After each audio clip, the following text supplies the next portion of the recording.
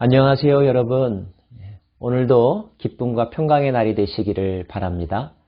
오늘은 사사기 12장입니다. 평안하게 그리고 평화롭게 사는 것은 모든 개인과 공동체의 공통의 소원일 것입니다.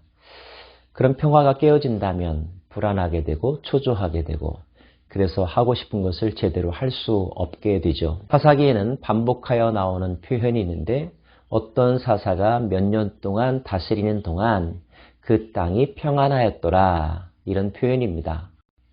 사사들이 했던 중요한 역할은 압제와 박해로부터 그 백성을 구하고 혼란스러운 사회를 잘 다스리고 그 나라가 평화롭게 유지될 수 있도록 이끌어가는 것, 그것이 사사들의 몫이었던 것 같습니다. 그리고 이런 평안을 빼앗아갔던 것들은 주로 외적들이었죠.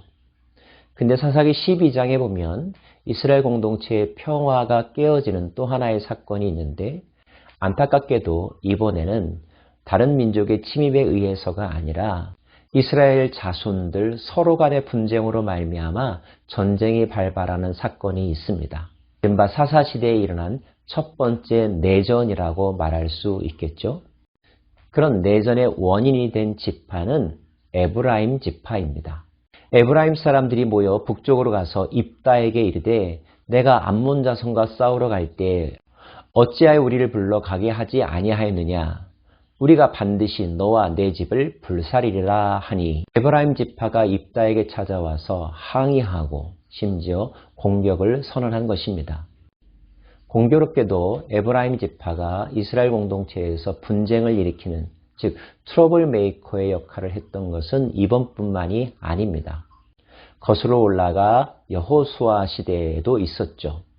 여호수아서 17장에 보면은 에브라임 지파가 땅 분배를 가지고 항의했던 장면이 나옵니다. 그때 여호수아가 이렇게 말했습니다. 이르되 너는 큰 민족이요 큰 권능이 있은즉 한 분깃만 가질 것이 아니라 그 산지도 내 것이 되리니 비록 삼림이라도 내가 개척하라. 그 끝까지 내 것이 되리라. 가나안 족속이 비록 철병거를 가졌고 강할지라도 내가 능히 그를 쫓아내리라 하였더라.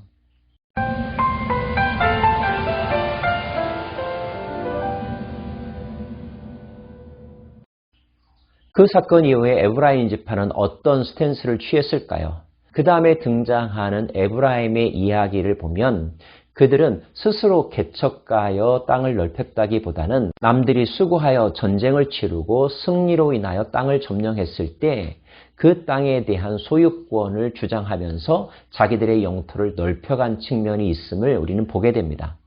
바로 기드온 시대에 그런 일이 있었었죠. 기드온이 미디안과의 전쟁에서 승리하였을 때 에브라임 지파가 찾아왔었습니다. 그리고 이렇게 말하죠. 이스라엘 사람들이 기드온에게 이르되 내가 미디안과 싸우러 갈 때 우리를 부르지 아니하였으니 우리를 이같이 대접하면 어찌 됨이냐 하고 그와 크게 다투는지라. 자기들을 홀대했다라고 항의하면서 승리의 잔치의 주연 자리를 탐했던 모습을 보게 됩니다. 그때 기드온은 이들의 공로가 적지 않다고 그들을 칭찬하고 치켜 세우면서 그들의 분을 잘 가라앉혔죠. 그런데 똑같은 일이 오늘 입다에게도 일어나게 된 것입니다. 입다는 그들의 항의에 어떻게 반응했을까요? 입다가 그들에게 이르되 나와 내 백성이 암몬 자손과 크게 싸울 때에 내가 너희를 부르되 너희가 나를 그들의 손에서 구원하지 아니한 고로 나는 너희가 도와주지 아니하는 것을 보고 내 목숨을 돌보지 아니하고 건너가서 암몬 자손을 쳤더니 여호와께서 그들을 내 손에 넘겨주셨거늘 너희가 어찌하여 오늘 내게 올라와서 나와 더불어 싸우고자 하느냐 하니라.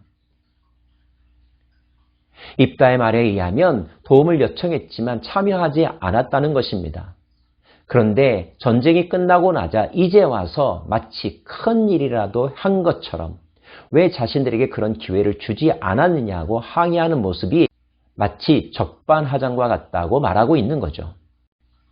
에브라임 지파의 거짓이 다 드러나고 있는 것입니다. 그리고 대화는 여기서 끝나지 않습니다.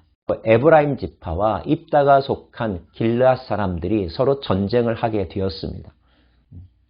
입다가 길르앗 사람을 다 모으고 에브라임과 싸웠으며 길르앗 사람들이 에브라임을 쳐서 무찔렀으니, 내전이 일어났고 그 결과 에브라임 지파 사람들이 패배했다는 것입니다.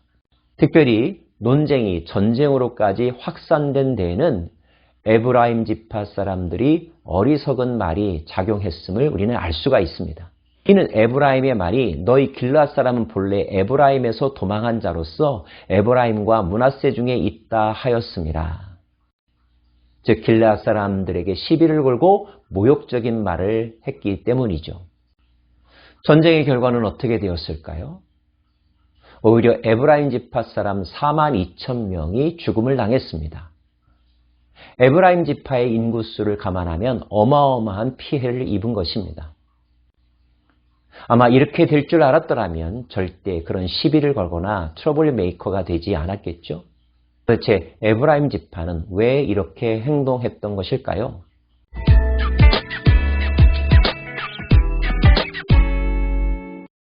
사람들 가운데는 특별히 욕심이 많고 다른 사람과 자기 자신을 비교하며 다른 사람이 잘 되는 것에 대해서 질투하고 시기심이 많은 사람들이 있습니다. 땀 흘리고 수고하고 헌신할 때에는 어디에 갔는지 찾을 수가 없었는데 그 일이 끝나고 모든 사람들이 서로 축하하고 승리의 열매를 거둘 때에는 갑자기 나타나서 자기 몫을 요구하는 사람, 또는 자신들이 남들과 같은 그런 행동을 하지 못한 이유에 대하여 스스로 변명하면서 누군가를 탓하는 사람, 원망하고 시비 거는 사람, 이른바 트러블 메이커의 습성을 가진 사람들이 있습니다. 본래 욕심이 많아서일까요? 아니면 열등감이 있어서일까요? 사회성 훈련이 덜 되어서일까요?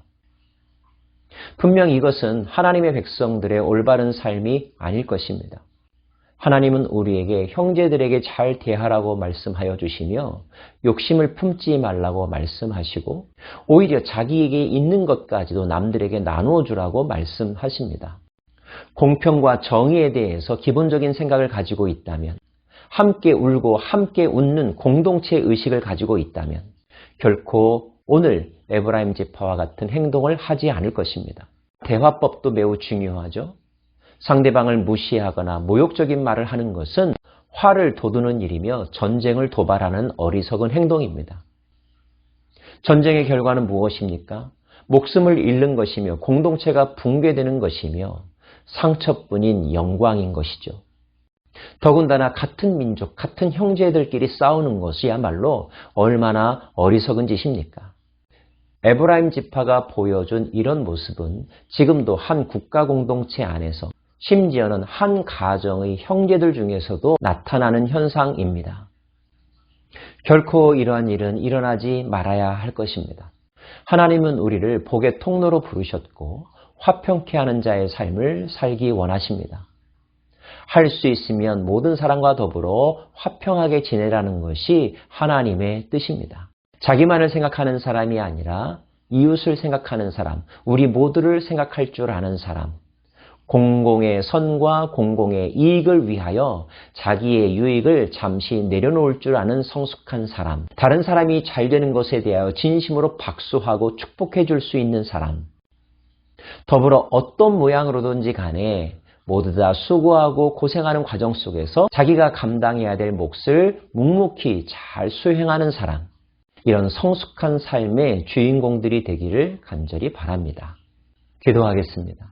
하나님, 우리의 삶이 혹시 에브라임 지파와 같은 모습이 남아있지는 않은지요. 우리 개인의 삶 속에도 성품 속에서도 에브라임 지파의 모습과 같은 것들이 있지는 않은지요. 이기심과 질투심과 욕심의 뿌리를 뽑아주시고 사랑과 공평과 정의의 마음가짐을 갖게 하여 주옵소서. 우리는 화평케 하는 자가 되기를 원합니다. 복의 통로가 되는 삶을 살기를 원합니다. 예수님 이름으로 기도합니다. 아멘.